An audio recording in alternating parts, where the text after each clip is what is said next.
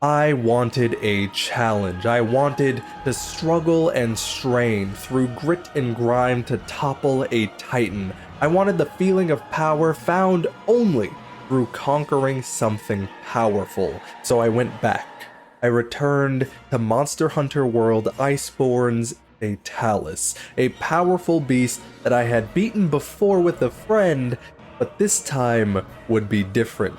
This time, I would be going in alone. Not counting my cat, I'd still be bringing my Palico with me, just no other humans. But there was one big problem.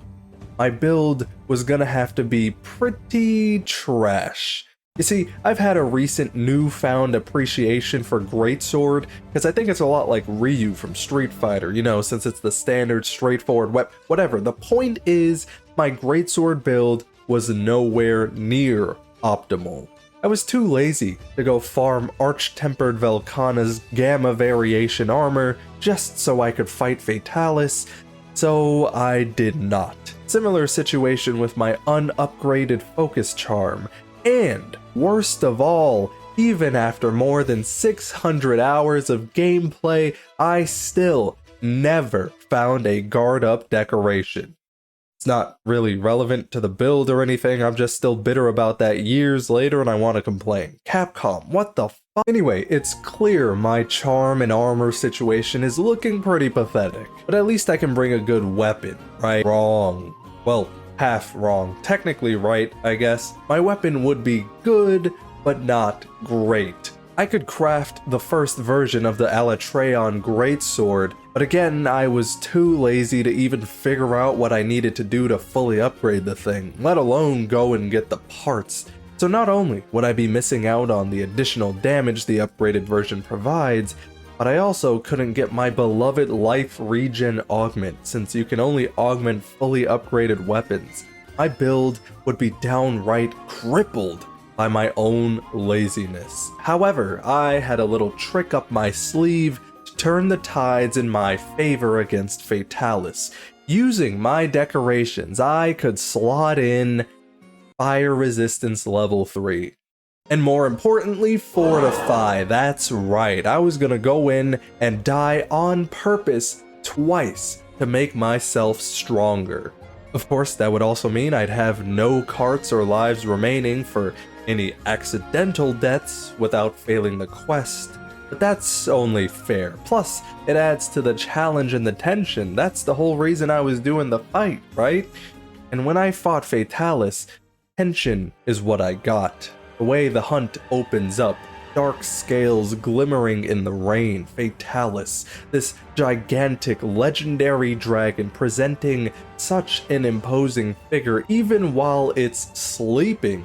As I fly into the arena, Fatalis wakes from its slumber and watches with undisguised hostility as this comparatively tiny, harmless-looking figure invades its territory. Props to the animation team, as I can see Fatalis' mouth quiver in anticipation of blood right before I drop down and begin the battle. This fight is spectacular, literally a spectacle. The music, a frenzied operatic chorus emphasizing the dramatic weight of battling the final boss.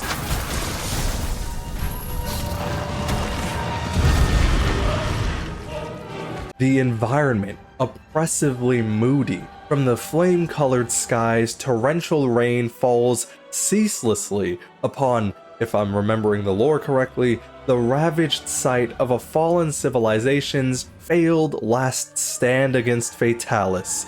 And Fatalis, gigantic, powerful, explosive. Then we get to the phase transitions, where Fatalis bathes the arena in an ocean of fire. Watching metal melt like ice cream in the summer sun never gets old.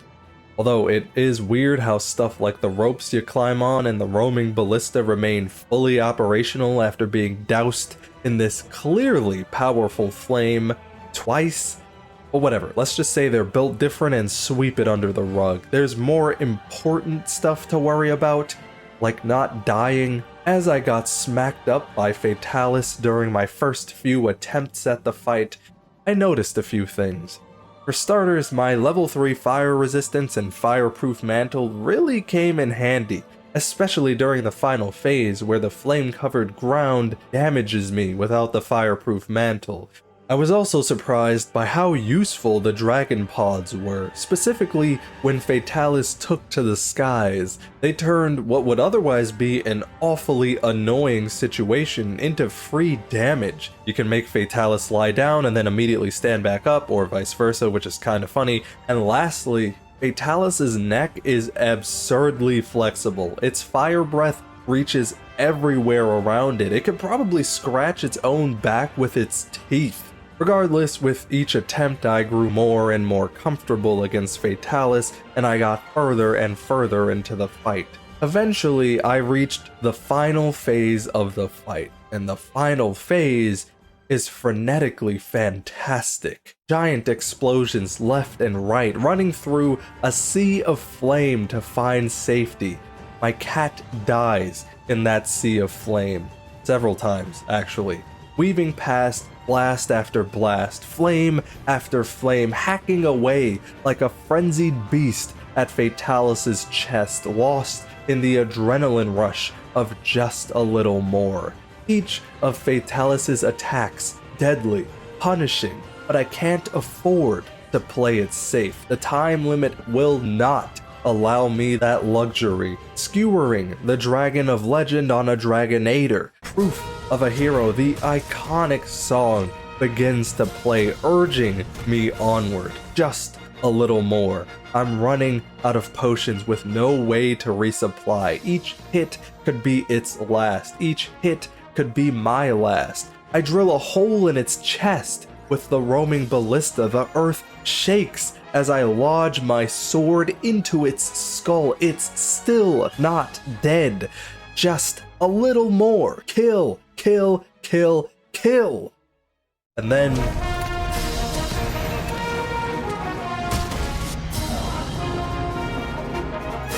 it's killed. Celebration, a sigh of relief, basking in victory as I carve up the corpse.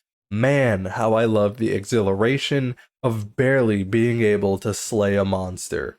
Honestly, I had gotten so used to feeling powerful from playing Monster Hunter Rise Sunbreak. Get hit, get back up and in there with wire bug recovery. Having trouble with a hard monster, I just need to parry better. Simple as that. No tricks up my sleeve, no pocket sand in my pockets, man. Just a monster to beat and the monstrous me. In Sunbreak, I feel as strong as, if not stronger, than any of the monsters I battle.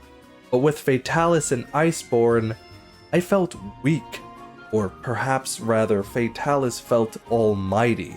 I'm not saying that either of the two games is better than the other.